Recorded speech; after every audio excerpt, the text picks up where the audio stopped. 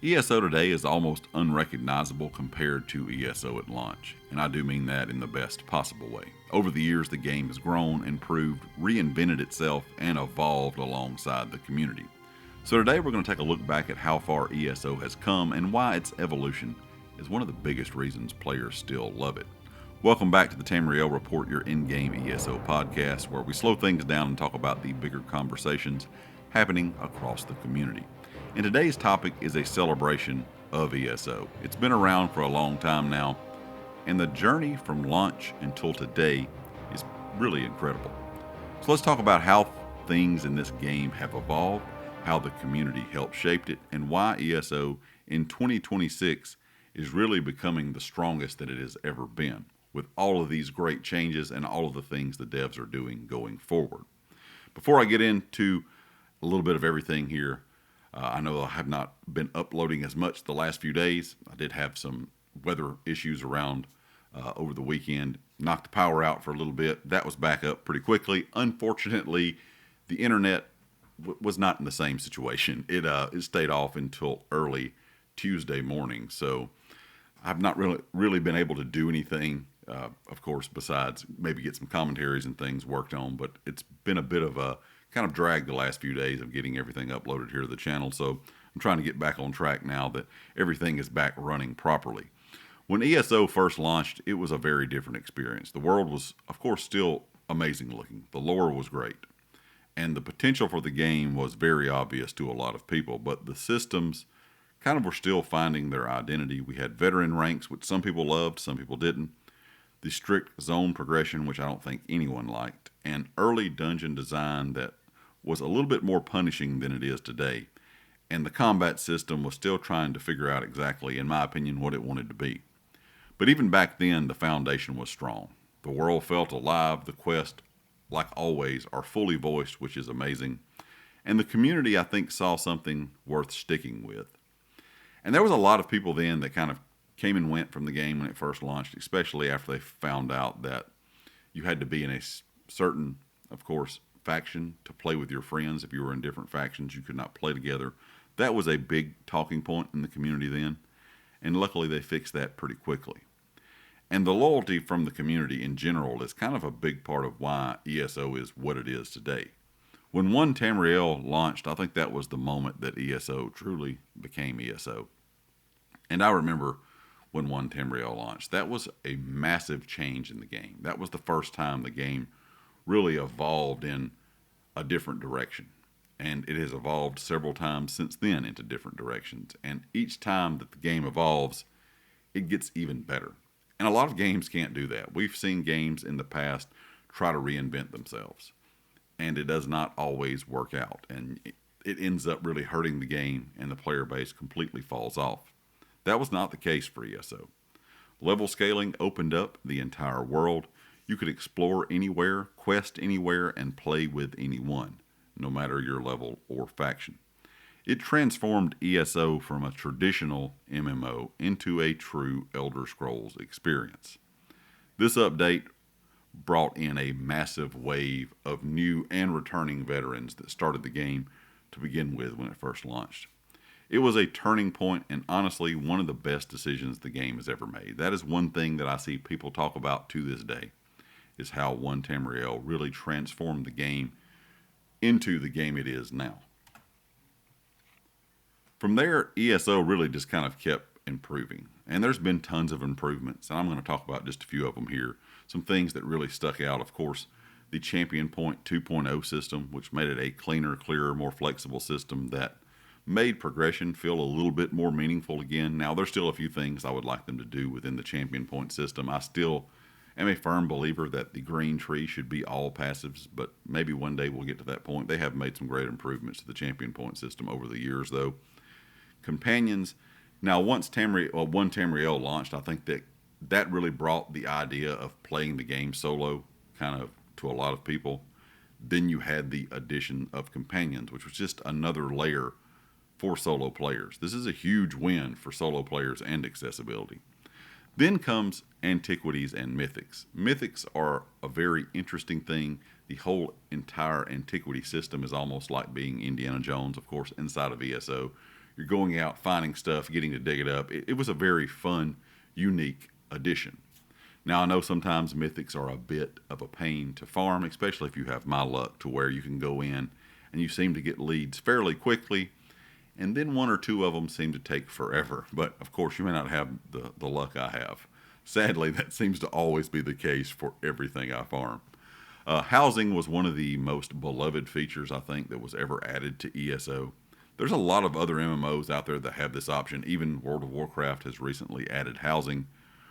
But housing inside of ESO made a creative outlet like anything else, especially at the time.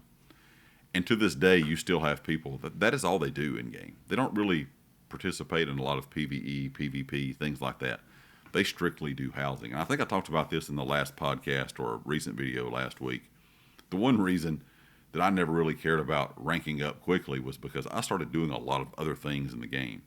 And if I could get XP for going in and buying houses and redesigning them, and I bought every house you could buy with gold in game, then I would probably be, 3,000 CP by now. But sadly, you don't get a lot of XP or any XP for decorating a home. But I have spent hours and hours and hours doing that. I really got kind of on a kick there for several years where that was really all I did when I logged in.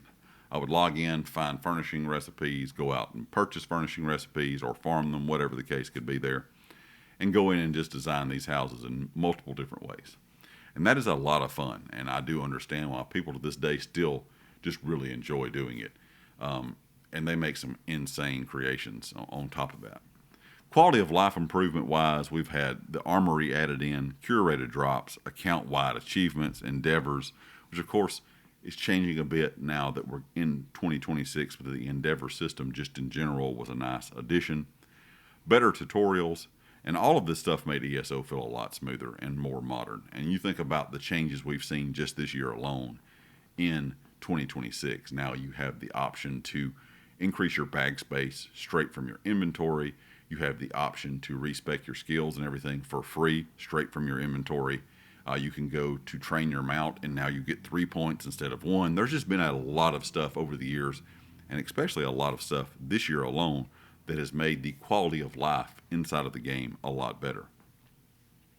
Now, when it comes to performance and stability, I know it's not perfect, and a lot of people will talk about that, especially on the PvP side. But I do think, at least for me on the PvE side, I've seen a big, steady improvement year after year for PvE performance. And of course, I know that's going to depend on what platform you play on and all that kind of stuff. But since I went from PS4 to PS5, now to the PS5 Pro, all of the stability improvements they've made year after year, the game feels a lot better to me. ESO really just didn't grow over these years. It really matured into a different type of game. ESO's combat has always been unique. Some people don't like it. A lot of people love it. It's fast, it's fluid, it's reactive, and over the years it's become smoother, more responsive, and a lot more flexible. Players have more build freedom than ever, and we're about to get even more build freedom when the new class passes are added in later this year. So that's something that's going to allow you to have subclassing and pure class builds that are just as good as subclassing. So you're getting even more options there. And the devs continue to refine these things based on the community feedback, and that's the biggest point here. The community feedback has been up and down over the years, but as of last year, they're really diving deep into what the community wants with doing more dev update streams, showing us what they're working on and what's coming to the game in the future, putting out more posts, doing AMAs and things on Reddit, talking to the community on all social media platforms, and that's a really good thing. It's one of the reasons ESO, I think, is starting to feel fresh again to people because of all these changes and then, of course, all of this communication from the development team. Events, rewards, and seasonal content have become a big part of ESO's identity. We have more rewards, more variety, more reasons to log in, and the community's energy around these events, especially some particular ones, is always amazing. So things like the Jesters Festival, the Anniversary Jubilee, the Halloween event, there's so many people participating in some of these events. And I talked about this in a past podcast where I think there could be possibly too many events. At least that is what a lot of the community says. Some people agree, some people don't. But I do see some improvement or room for improvement around these events. But just in general, the addition of all the events, event rewards, and seasonal content now that we're kind of starting that season idea going forward has been a big part of shaping the game as well. The community's role in ESO's evolution is honestly an interesting one because I don't think any of this would have ever happened without the ESO community. And you know, the devs say that, and of course, all developers say the game is based around the community. Of course, that's what makes a game. But ESO has one of the most welcoming, passionate player bases in any MMO that I have ever seen. Now, you may not always find some of the nicest people in game, but 99% of the time, everyone is very helpful and friendly.